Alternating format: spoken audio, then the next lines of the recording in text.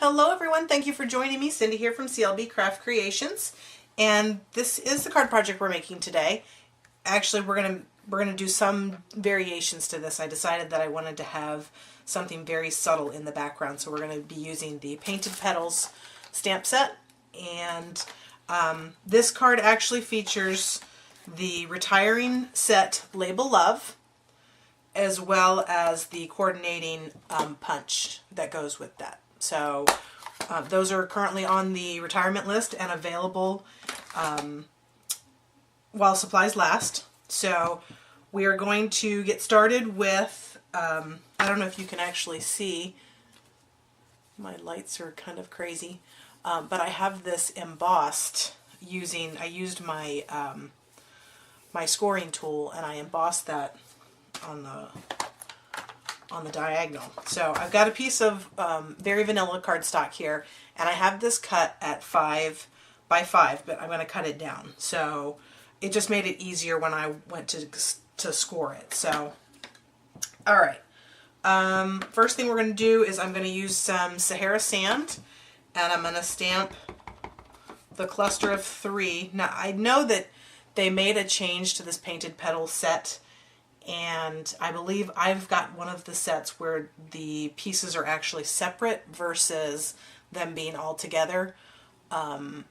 So depending on what your set is, you would use whatever cluster of flowers you have. So I'm going to go ahead and just randomly stamp this in Sahara sand. I'm going to do 5 of them. Again, I am going to cut this down, and I'm going to take my soft sky ink, and I'm going to take the 2 flowers, and I'm going to fill in. I just wanted just a little something.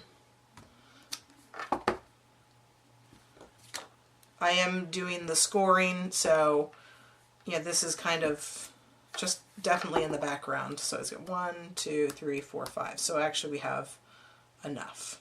Okay, so we will, now this may turn out terribly, but we will find out. Okay, I'm going to put these away for right now because I'm going to bring in my scoreboard. I actually don't have the, I've not invested in the scoring tool yet, but yours is similar. You actually could even get the diagonal plate and do the diagonal scoring yourself. So what I'm going to do is I'm going to line this up with I'm going to put one point at the 3.5, and then just make sure that the other point is at the 3.5. And actually, if you look over here, this is at 3.5 as well. Okay, and then I'm going to score this. I'm going to score every 1/2 inch. Actually, you know what? I wonder if I should do it every 1/2 inch. So I'm going to start here with the 3.5 and just score straight down. And if you lined your points up right, then they should line up correctly. Okay? So 3.5, then 4, 4.5, 5, 5.5, 6, and then 6.5 is the last one you can get there. Now you can flip this around, which is what I'm doing. Just makes it a little easier to do it. Just make sure that you're lined up properly, and you can look over here at your other mark too. Okay? And then you would just do the same measurements. Now, if you wanted to leave it where it was, then you could have just left that there and continued scoring. But again, we're just doing every 1/2 inch. Okay? So now I've got the whole thing scored going one direction, and I'm going to turn it now, and I'm going to do the other side. And again, 3.5, lining that up, 3.5, 3.5, and make that your first score. Okay? And then just every 1/2 inch. Now this one, what I should have done is actually flip this over, because I wanted the other side to be scored, or I wanted it to be on the raised side, the stamping, but my stamping is now on the other side. But that's okay. You learn from my mistakes. So just finish scoring this.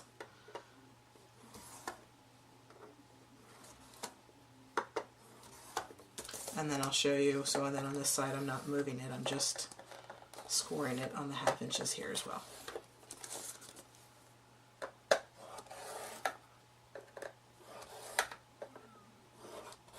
Okay, so now that is all scored. And this is fine too, this way. I'm going to cut this down now to, so we'll leave it at 5, and you can determine which side you like better.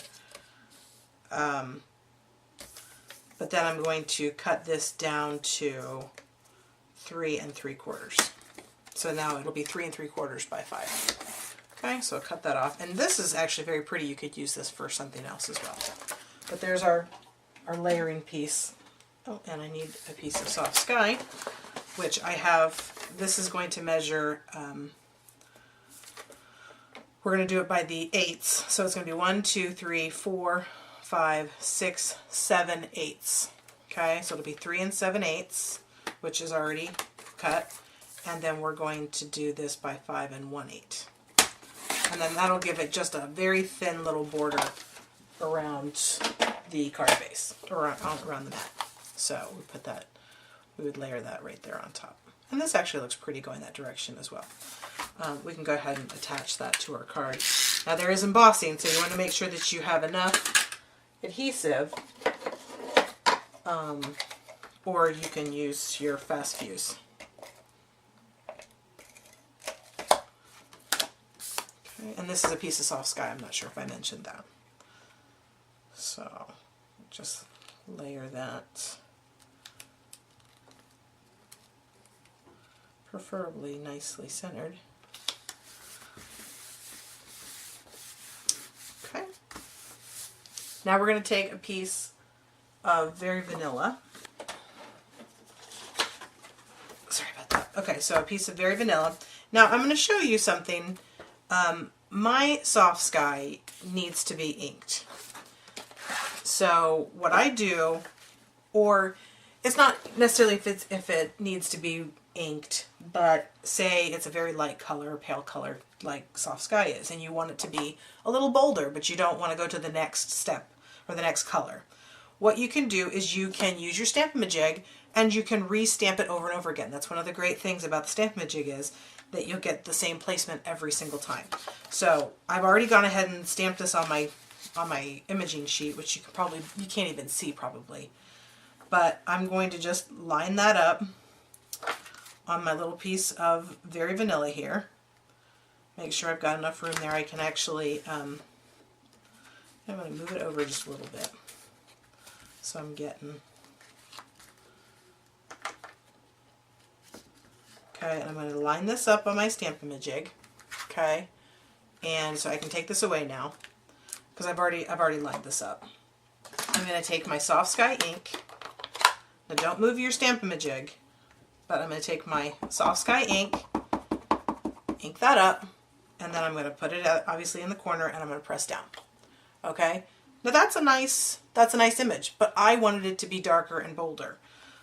So I'm not moving my Stamp-a-ma-jig. I have not moved this. I'm going to re-ink again and just place it down. And now I've gotten perfect placement and it's darker. You could even one step more, okay? Go another. You can make this as dark as you want.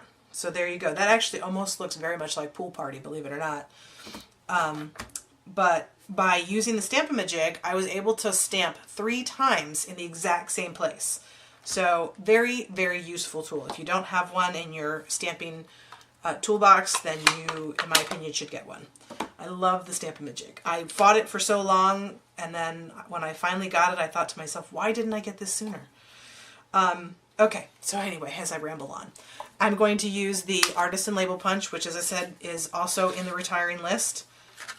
I'm going to go ahead and line that up